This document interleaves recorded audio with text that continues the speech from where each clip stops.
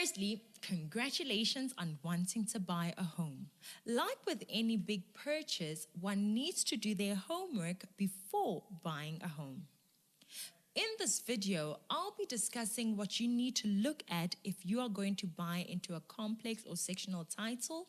Because I know that not everyone is in a financial state to buy a house, I'll be sharing with you a very useful resource that can help those in financial need to buy a house. And in conclusion, I'll be discussing the main things that every home buyer needs to know before buying a home. There's something for everyone, so stick around.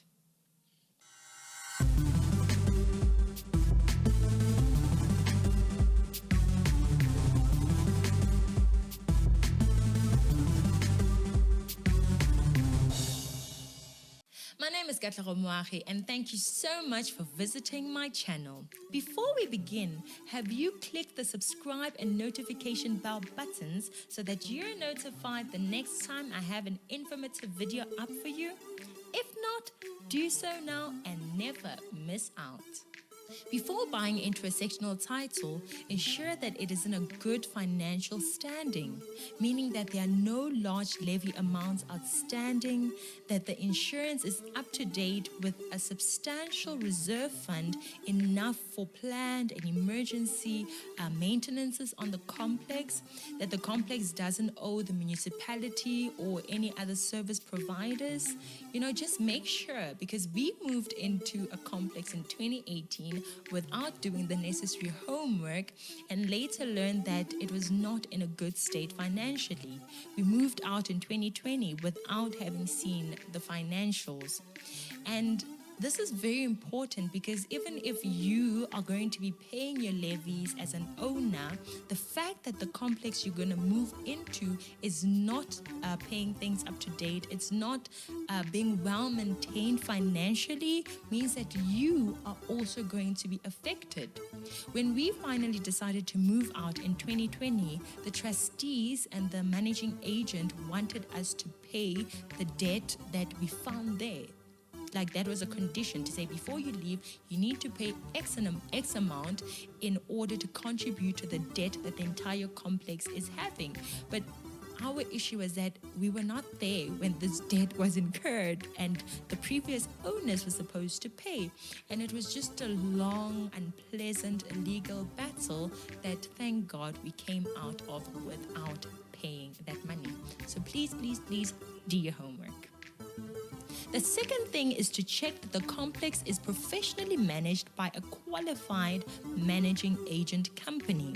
In the complex that we bought into when we moved in, the previous managing agent was found to have been doing some dodgy things, and a new one had been appointed. And even with that, we personally were not really finding much joy. So do your research, know which managing agent is running that complex and how professional and qualified are they to do that job. The third thing to look out for before buying into a complex is to check that there aren't too many vacant units in that complex, as this could be a sign that there's something wrong with the complex, which is why the tenants and the owners are moving out of there. The fourth point before buying into a complex is to understand what your levy payment covers and doesn't cover. Oftentimes it includes security, water, insurance, and excludes electricity and the typical rates to the municipality. So know that you're going to be paying the rates and the electricity and budget for that. The last thing is to understand that you will be responsible for all the internal maintenance of your unit. If you're moving into a fairly newly built complex, the cost of maintenance should not be that high, but still just budget for it, because now that you're the owner, there's no calling of the landlord to come and fix things in the apartment. Be sure to head over to the comment section and let me know if you've had any drama buying or staying in a complex. Many people would love to buy their own homes, but due to their salary brackets simply cannot afford to. Thank God, the South African government came up with an initiative which solves this very problem, and it is called FLISP, Financial Linked Individual Subsidy Program.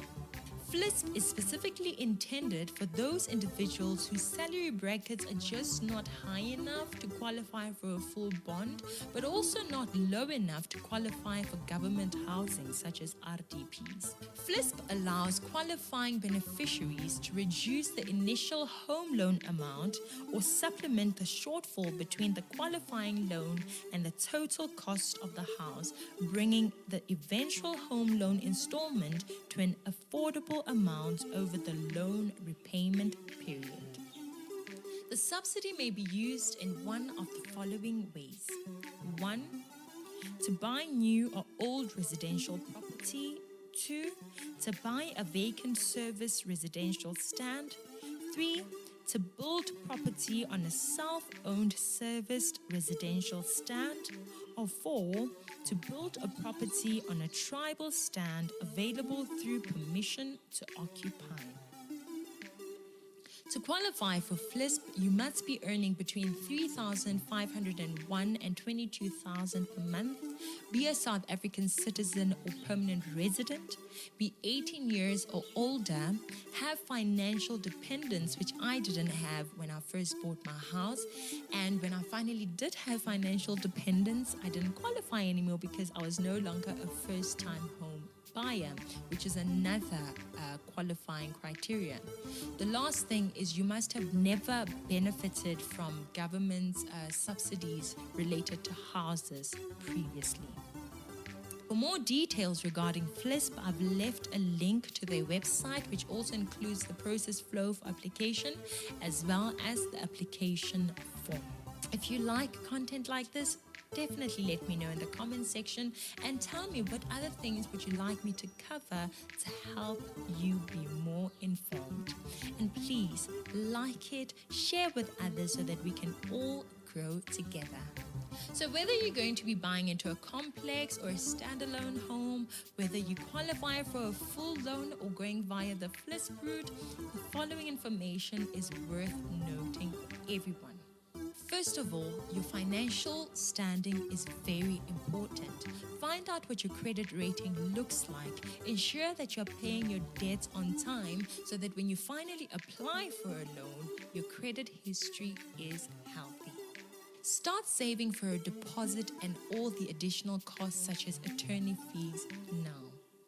Access your affordability using the online calculator or even contacting a bank. And once you know what your affordability looks like, start looking for a house in that price range and stick to what you can afford. Establish what your needs look like and keep that in mind when you are house searching. Like, don't buy a house just without considering what your needs are so that you are not left frustrated and having to sell that house within 5 years, which, by the way, will not yield a profit for you. Pick an area that you can see yourself living in long term. Think about the neighborhood, the shops, the schools around, the security in that area. Look at your needs and look at what this area is offering you and see if the two merge. Think long term. Take a good look at the complex or house and the surrounding area to ensure that it will meet your needs for the future. Because unlike when you were renting, when you could put in a notice and move out when you didn't like something about that apartment, this time you will be the owner, and to sell that property will be time consuming and also very costly. Finally, if this is not your first home and you'll be selling your current property, ensure that you read your contract given to you by your estate agent. Look for sole mandate, because if it says that, it means that you cannot have more than one estate agent trying to sell your house. And if you do, you'll be liable for paying commission to both estate agents, which is not going to be nice. We almost made that mistake, but thank God we didn't. For more guidelines on buying a house, I've included a link in the description section so you can go and check that out. I really hope that spending this time with me has helped you prepare better for your home purchase. And to all of you in financial need, make sure you use that FLISP resource available to assist you. Do like and share the video, subscribe, and let's meet again next week. Do let me know how your home purchase preparations have gone, and I wish you all the best and wonderful memories in your new homes. Bye for now.